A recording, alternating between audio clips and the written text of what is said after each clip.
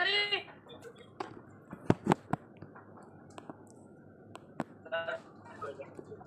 जितने बाकी जितने भी और स्टूडेंट्स हैं ये वाला क्वेश्चन कर लो। इतने ये जो मैंने अभी बताया इलस्ट्रेशन 11 का केस था।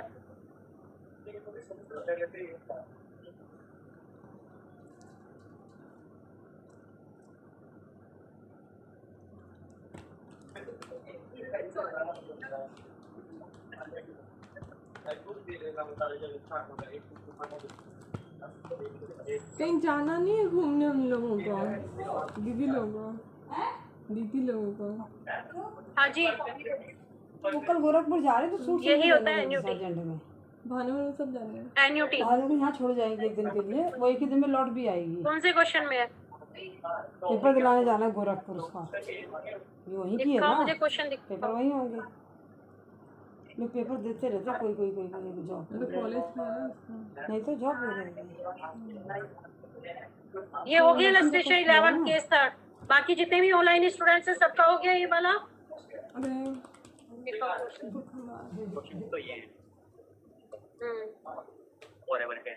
हाँ, ये वाला जैसे ना receives every year for ever starting today. अच्छा, फॉर एवर का ठीक है, मैं इसको फॉर एवर का अभी मैं नहाऊंगी। हाँ जी, सब ये क्वेश्चन हो जाएगा। स्टार्ट करो पीछे।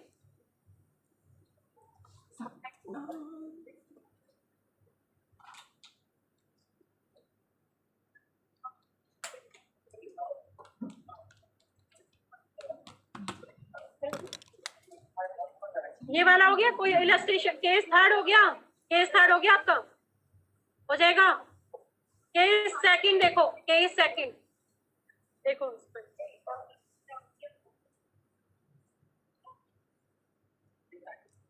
देखो एक केस देखो यहाँ पर।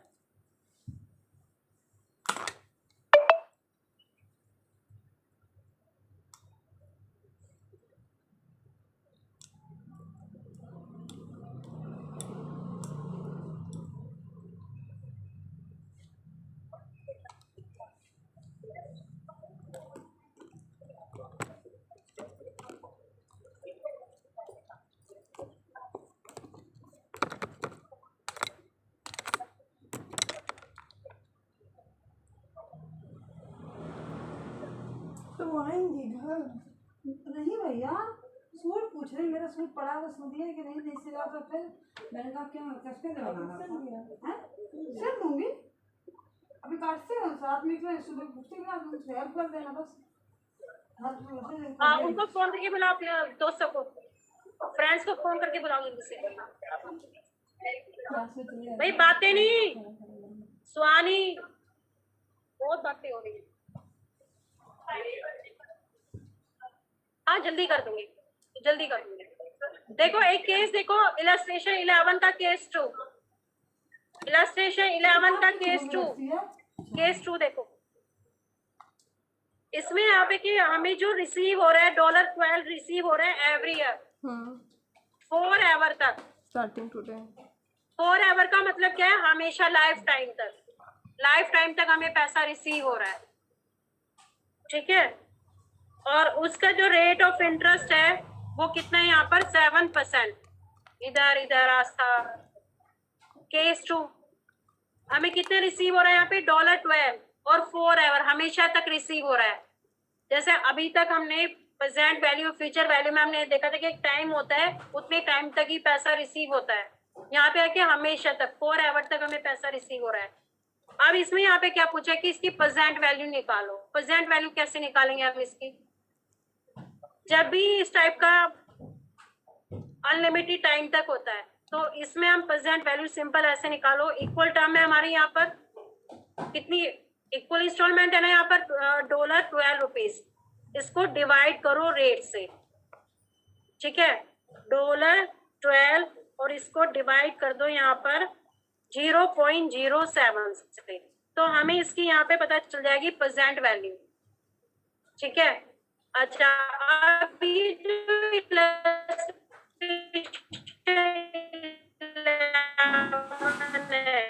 जो इसमें स्टार्टिंग टुडे यानी आज के टाइम पर भी हमें $12 रिसीव हुए हैं। तो आज के टाइम के इस डॉलर की वैल्यू कितनी होगी? $12। और जो हमें जो बाद में फ्यूचर में जो पैसा मिल रहा है इस डॉलर का, ये डॉलर का, इसकी हम वैल्यू कैसे निकालेंगे? $12 अपॉन 0.07। ठीक है, सोल्व करके इसको निकालेंगे। तो ये फार्मूला हम कब लगाते हैं? जब हमारा अनलिमिटेड टाइम तक हमें कोई भी पैसा रिसीव हो रहा है या जा रहा है, उसकी हमें परसेंट वैल्यू निकालनी होती है। ठीक है, यहाँ तक देखो, जा रहा है या फिर आ रहा है, बात हम यदि कोई भी फ्यूचर में कोई भी पैसा है और यदि हमें उसकी परसेंट की वैल्यू निकालनी है तो हम कैसे निकालेंगे, वो चीज हम डिस्कस कर रहे हैं यहाँ पर। ठीक है, ये हमें पैसा रिसीव हो रहा है तो हमें तो प्रेजेंट वैल्यू निकालनी है ना। तो प्रेजेंट वैल्यू कैसे निकालेंगे? जो आज के टाइम पे मिल रहा है उसकी तो प्रेजेंट वैल्यू वही है, रुपीज डॉलर।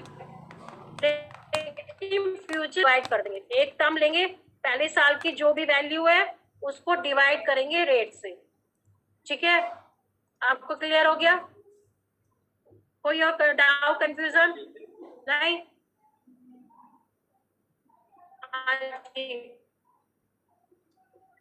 कौन से वाला question?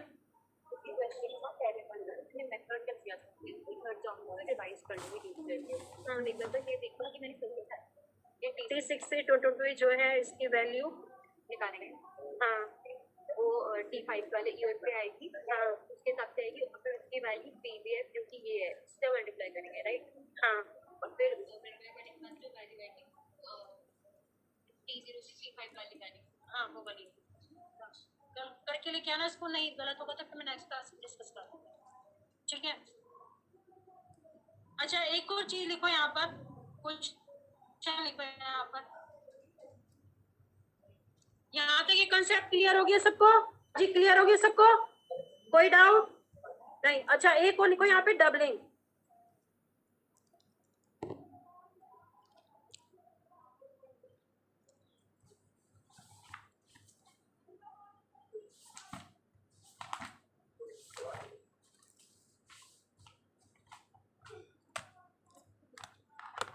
Rule 72, rule 69 and rule 70 लिख लो सब अभी, पहले बाद में समझा दूंगी। रेट यदि हमारा यहाँ पर 6% से 10% तक का है तो हम रूल 72 का यूज करते हैं। और यदि हमारा कंपाउंडिंग इंटरेस्ट है,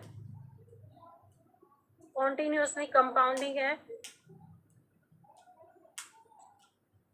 तो हम रूल 69 का यूज करते हैं। उसमें हमारा होता है 0.35 प्लस 69 अपॉन रेट। एक रूल 70 भी होता है, इसमें 70 अपॉन रेट, जहां पर हमारी ग्रोथ दी हुई होती है। तो तब हम इस रूल का यूज करते हैं। ठीक है, रेट यदि हमारा 6% से 10% तक है तो तब हम रूल 72 का यूज करते हैं। अब अच्छा रूल समझ रहे हैं यहाँ पे क्या है? कई बार क्वेश्चन में क्या होता है कि हमें ये दिया होता है कि इतना पैसा हम इन्वेस्ट कर रहे हैं, मान लें ₹10,000 हम पैसा इन्वेस्ट करते हैं और कोई भी मनी है 10,000 इन्वेस्ट करें और रेट हमारा कितना 10% है या 6% है, तो कितने टाइम बाद वो पैसा हमारा डबल हो जाएगा 6% के बेस पर? अरे मैं समझी आप आंसर बता रहे क्या? यहाँ पर रूल 69 के बाद में कॉन्टिन्यूसली कंपाउंडिंग, जहां पर कॉन्टिन्यूसली कंपाउंडिंग का स्टेटमेंट होती है तो वहां पर हम रूल 69 का यूज करते हैं। जहां पर ग्रोथ होती है हम रूल 70 का यूज करते हैं। ठीक है, देखो मैं कह रही हूँ कि ₹10,000 है और 10,000 रुपीज मेरे कितने टाइम बाद, कितने आज के टाइम पर मेरा T0 पर ₹10,000 है और कितने टाइम बाद, ये मुझे नहीं पता, कितने टाइम बाद मेरे 20,000 हो जाएंगे जब मेरा रेट ऑफ इंटरेस्ट कितना है 6% है। ठीक है, इसको कैसे निकालोगे? मेरा रेट ऑफ इंटरेस्ट कितना है 6% और कितने टाइम बाद मेरा वो पैसा 20,000 हो जाएगा, यानी डबल हो जाएगा। सिंपल एक तरीका है, रूल 72 यदि यूज कर रहे हो तो इसमें क्या करना है आपको, 72 को डिवाइड करो रेट से। 72 को यदि मैं रेट कितना है मेरा 6, तो 6 से डिवाइड करती हूँ तो आंसर विल बी 12। तो यानी 12 ईयर्स में मेरा ये पैसा डबल हो जाएगा। समझ में आया? सिंपल है। 72 को किससे डिवाइड करना है? आर से, रेट जो भी दिया है रेट से डिवाइड कर दो तो मेरा पता चल जाएगा कितने ईयर में डबल हो जाएगा। इसको प्रूव करें? प्रूव करने की जरूरत है? करो करो, खुद से प्रूव करो। बाकी ऑनलाइन स्टूडेंट सबको क्लियर हो गया? Yes ma'am. अच्छा, इसको जैसे कैसे कर सकते हैं हम? 10,000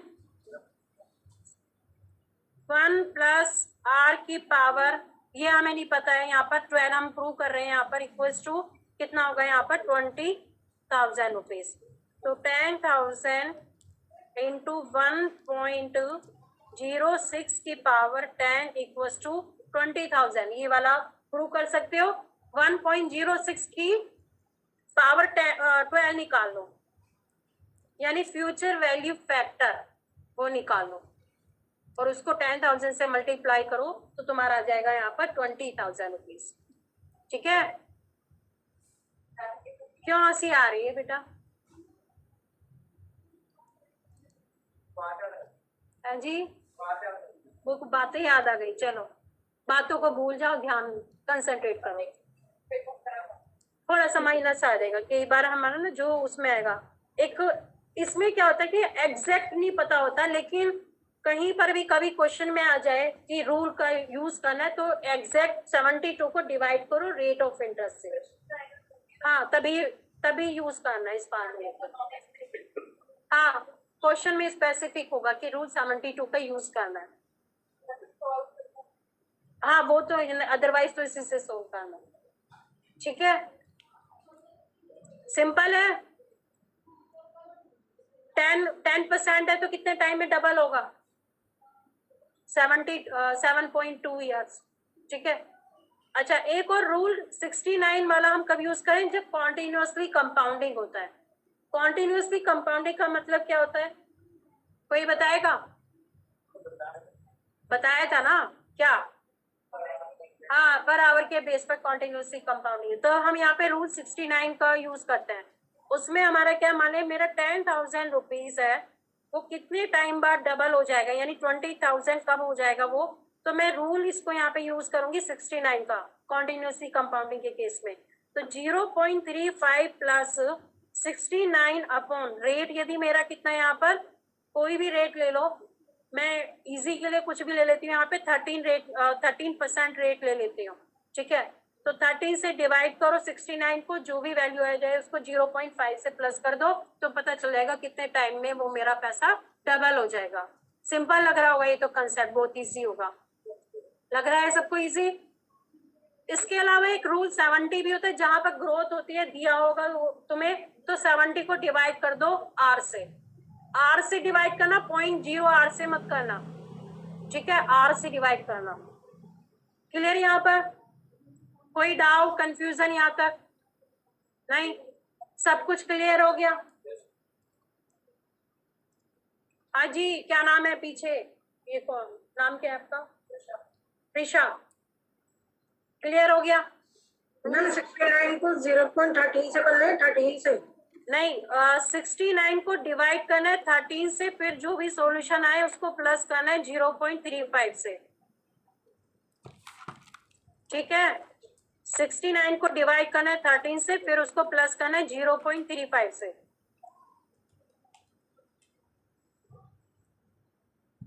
हो गया ये सबका? अब आईसीएसआई का मॉड्यूल खोलो एक बार। अब इसके देखो सारे इलस्ट्रेशन हम कर चुके हैं मोस्टली। इसका मैं थोड़ा सा होमवर्क दे रही हूँ।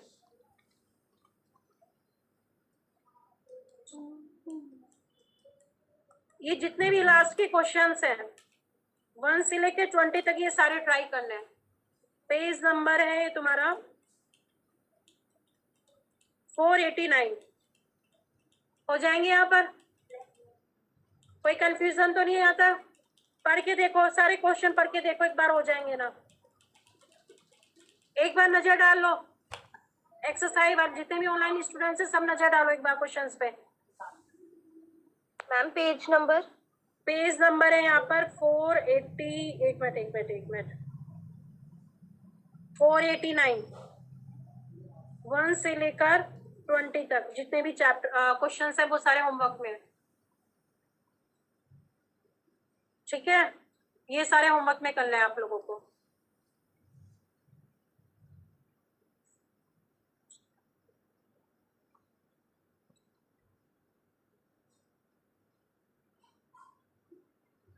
हो जाएंगे? चलो, अब ये तो हो गया हमारा खत्म, टाइम वैल्यू ऑफ मनी। यहाँ तक कोई किसी को कोई डाउट नहीं? दे दो, कोई बात। अच्छा, अब एक कंसेप्ट और देख लो यहाँ पर, लिवरेज लिख लो एक बार, लिवरेज का कंसेप्ट लिख लो। है जी? नहीं, अलग अलग, नेक्स्ट चैप्टर है सॉरी, लिवरेज है। कैपिटल स्ट्रक्चर वाला चैप्टर खोलो, कैपिटल स्ट्रक्चर में लिवरेज होगा, बीच में है, होगा, जरूर होगा, दिख गया? कैपिटल स्ट्रक्चर वाले चैप्टर में होगा।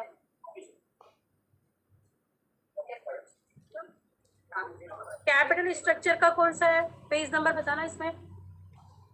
81, कौन सी वाला? 51, 51, 581, 581 पेज पर, 581 पेजेस पर है। मिल गया? लिवरेज का जरूर होता है बेटा, लिवरेज के बिना तो हो ही नहीं सकता। हाँ, फाइनेंशियल लिवरेज, ऑपरेटिंग लिवरेज। चलो अब लिखो इसका, एक बार लिख लो, फटाफट लिख लो। टाइम वैल्यू ऑफ मनी में तो कोई दिक्कत नहीं है ना? नहीं। होमवर्क हो जाएंगे सब? चलो लिवरेज स्टार्ट करो। थोड़ा सा पढ़ा देती हूँ लिवरेज का, थोड़ा सा है जी। सुनो, बहुत इजी है, हो जाएगा।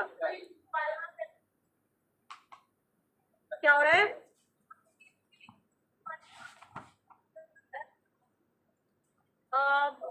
बहुत तेज कहाँ जा रहा है? क्वेश्चन हो तो गए टाइम वैल्यू ऑफ मनी के। हाँ, तो घर पे प्रैक्टिस करना बेटा, कोई डाउट होगा तो नेक्स्ट क्लास में डिस्कस कर लेंगे। बस एक छोटा सा कंसेप्ट है, छोटा सा कंसेप्ट है। हाँ, आज कौन सा है? वेडनेसडे है ना, तो कल होमवर्क कर लेना। कोई बात नहीं, मंडे को डिस्कस कर लेना। ठीक है, दूसरा कंसेप्ट लिख लो, फटाफट लिखो, टाइम वेस्ट नहीं करो। लिवरेज लिखो फटाफट, फटाफट लिखो जल्दी। देखो कोई भी जब बिजनेस एंटिटी होती है, एक बार समझ लो, सब समझ लो लिवरेज का मतलब क्या होता है। कोई भी जब बिजनेस एंटिटी होती है वो क्या बनाती है? अपना प्रॉफिट एंड लॉस अकाउंट बनाती है। नॉन कॉमर्स स्टूडेंट कितने हैं यहाँ पर?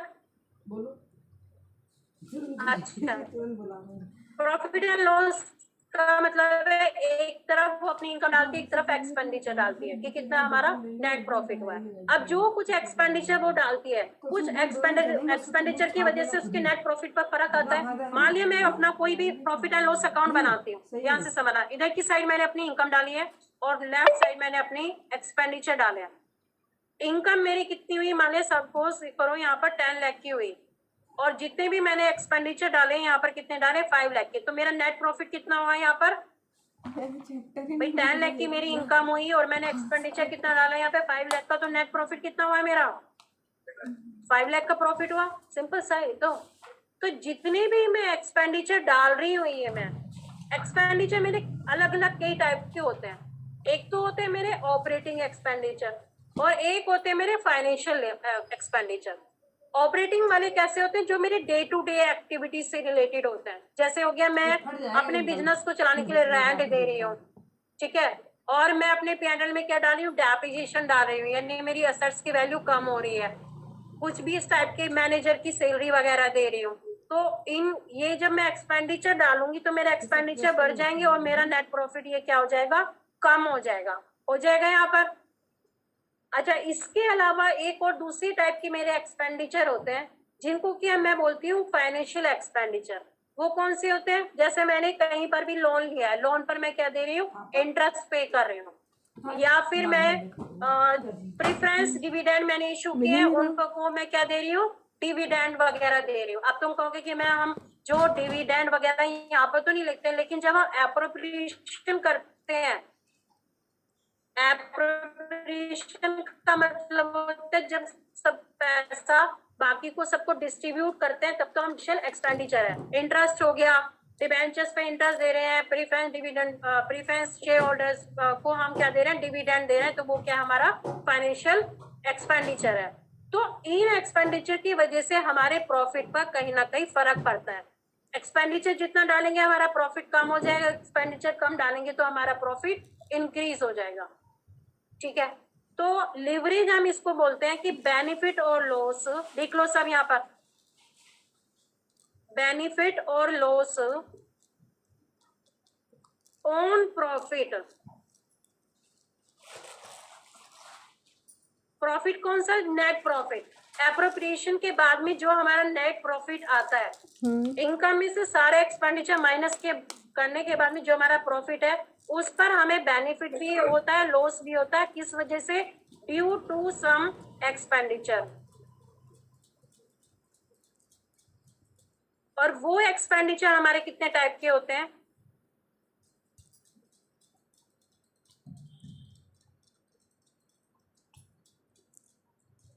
दो टाइप की आप इसमें लिख लो। एक तो होते हैं हमारे ऑपरेटिंग एक्सपेंडिचर,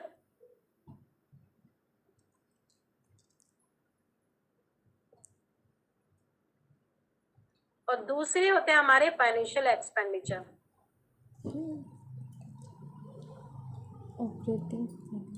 ऑपरेटिंग एक्सपेंडिचर लिख लो हमारी जो डे टू डे एक्टिविटीज से रिलेटेड होते हैं।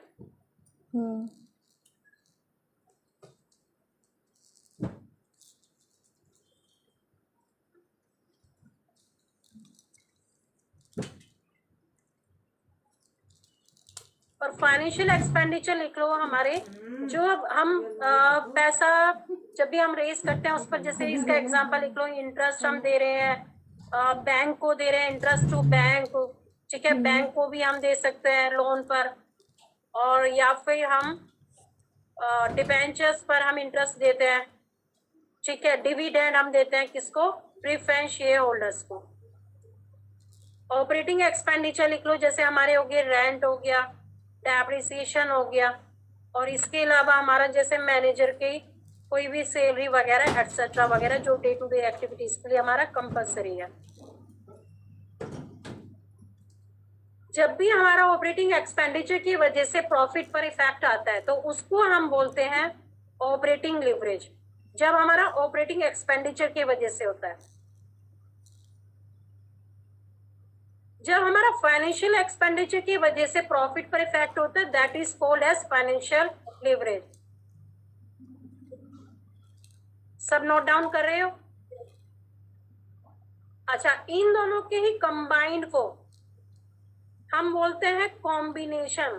कंबाइंड है जी, डेप्रिसिएशन के नीचे मैनेजर सैलरी,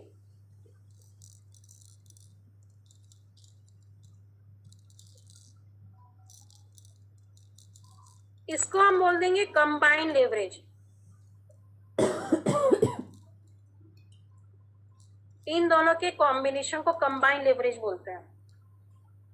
अब देखो, थोड़ा सा एक इनकम स्टेटमेंट मैं करवा देती हूँ आपको।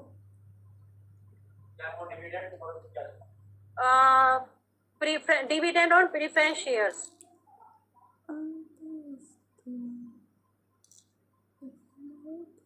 एक इनकम स्टेटमेंट बना लो।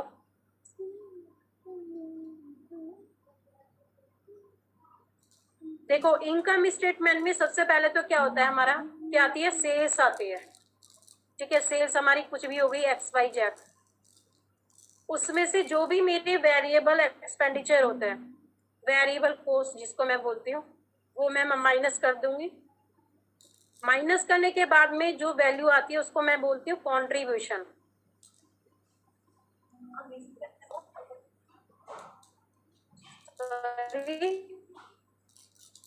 वेरिएबल कॉस्ट, वीसी होता है वेरियस प्रोड्यूस होती है, तो मेरी कॉस्ट चेंज होती है यूनिट्स ऑफ प्रोडक्शन के साथ में, ठीक है। कंट्रीब्यूशन में से जो भी मेरी फिक्स्ड कॉस्ट है, फिक्स्ड कॉस्ट और वेरिएबल कॉस्ट में तो डिफरेंस पता होगा, ये तो कॉमन सी बात है, मालूम है ना सबको। फिक्स्ड कॉस्ट है कि चाहे मैं कितनी भी यूनिट्स प्रोड्यूस करी हूँ वो मेरी फिक्स ही रहेगी, जैसे रेंट हो गई है ना, पानी नहीं पी वो रही तो है मुझे बाबू। रेंट दे रही है। बॉटल में ढक्कन ही नहीं है। कंट्रीब्यूशन में फिक्स्ड कॉस्ट माइनस करूंगी तो मेरा क्या आएगा यहाँ पर है जी, इसको मैं क्या बोलूंगी, EBIT।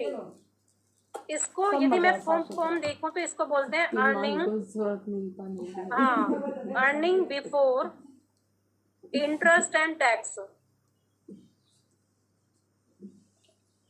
मैं चिंगादड़ क्या है? चिंगादड़। ठीक है, फिर EBIT में से मैं अपना माइनस कर दूंगी इंटरेस्ट। इंटरेस्ट कौन सा, जो मैं बैंक लोन पर दे रही हूँ या डिबेंचर्स पर दे रही हूँ, वो वाला इंटरेस्ट मैं माइनस कर दूंगी।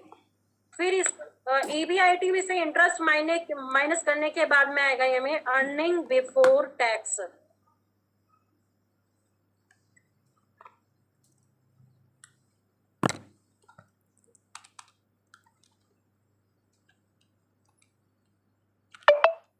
ठीक है जी, फिर उसके बाद मैं टैक्स माइनस करूंगी। टैक्स आपको दिया होगा यहाँ पर कितना भी, वही इनकम टैक्स जो होता है, ठीक है, दिया होगा, गिवन होगा। जो भी टैक्स माइनस करूंगी तो वो होगा यहाँ पे अर्निंग आफ्टर टैक्स।